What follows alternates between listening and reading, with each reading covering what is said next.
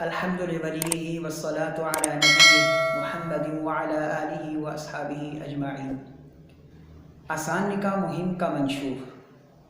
آسان نکاح مہم کا منشور بنیادی طور پر 5 چیزوں پر مرکب ہے، یعنی اس کے 5 پوائنٹ ہیں، 5 نقطے ہیں اس کے۔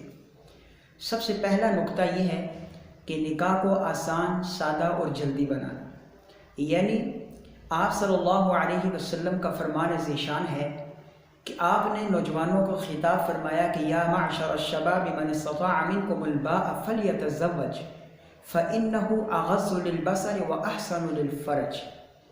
نوجوانوں کو یہ خطاب ہے کہ تم میں سے جو نکاح کی استطاعت رکھتا ہو وہ نکاح کرے، کیونکہ یہ شرمگاہ اور نگاہوں کی حفاظت کا ایک ذریعہ ہے، ذمہ ہے۔ اور فرمایا جو نکاح کی استطاعت نہیں رکھتا وہ روزے رکھے۔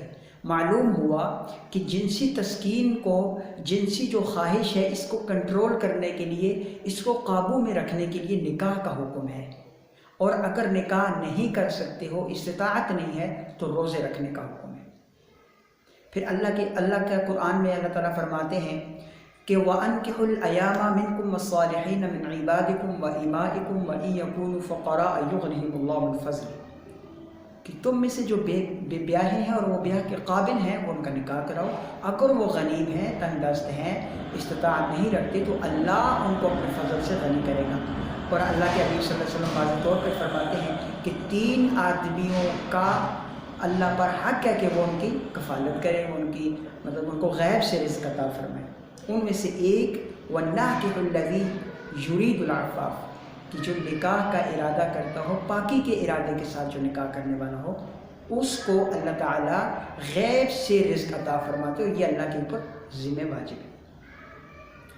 یہ نکاح سادہ ہوگا، جلدی ہوگا، آسان ہوگا تو نکاح کو فروغ ملے گا اور زنا کے راستے بند ہوں گے، زنا کے مواقع کم ہوں گے۔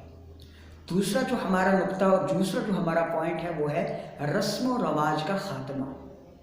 اب نکاح سادہ کب ہوگا، جلدی کب ہوگا، اور نکاح آسان کب ہوگا؟ جب اس کے اندر رسم و رواج نہیں ہوں گے۔ رسم و رواج میں جہیز سر فہرست ہے، اس کے بعد بارات ہے، مہندی مایوں ہے، اور بہت ساری رسومات ہیں، ہر علاقے کی اپنی اپنی رسومات ہیں۔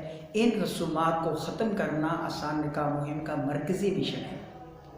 تیسرا پوائنٹ تعدد ازواج۔ جب نکاح آسان ہوں گے، رسم و رواج نہیں ہوں گے، ایک شادی پہ 5-10 لاکھ روپیہ خرچہ نہیں ہوگا۔